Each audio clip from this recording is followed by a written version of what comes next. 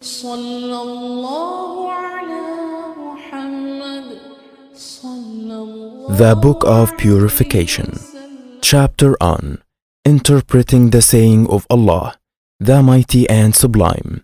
When you intend to offer Salah, the prayer, wash your faces and your hands, forearms, up to the elbows. Quran, Surah Al-Ma'idah, Chapter 5, Verse 6. It was narrated from Abu Hurairah that the Prophet, peace be upon him, said, "When any one of you wakes from sleep, let him not dip his hand in the water he uses for his wudu until he has washed it 3 times, for none of you knows where his hand spent the night." This hadith is graded sahih or authentic.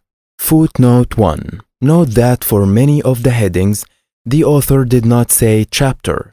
In this translation, we place the word chapter prior to each of his headings in either case. Comments.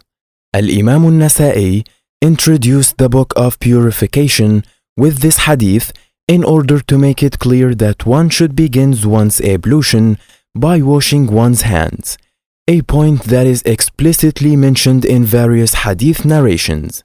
Sahih al-Bukhari, ablution, hadith 185, 186, and Sahih Muslim, purification, hadith 225. Hadith grade is sahih or authentic. This hadith contains the ruling of washing one's hands after waking up from sleep. However, the ruling is general, in that it applies at any occasion upon which one performs ablution. The basis for this ruling is doubt. From one ablution to the next, one does not know what impurities one's hands might have come into contact with inadvertently. Since hands touch various objects throughout the course of a day, such as various body parts and other objects that may or may not be pure, one should wash one's hands before performing ablution. It is essential to wash one's hands upon waking up from sleep, and, although not essential, at other times it is desirable to wash one's hands prior to performing ablution. The purpose of ablution is not merely to achieve ritual purity, but bodily cleanliness as well.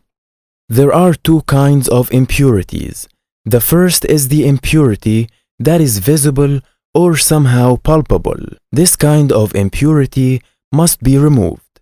The second kind of impurity is neither visible nor perceptible through any of the senses, such as urine that becomes dry, say, on dark fabric, urine that can then neither be seen nor perceived through the sense of smell. If there's doubt, or in other words, if one suspects that such impurities are present on one's body or clothing, one should certainly take the trouble of washing the potentially solid area on one's skin or clothing 3 times.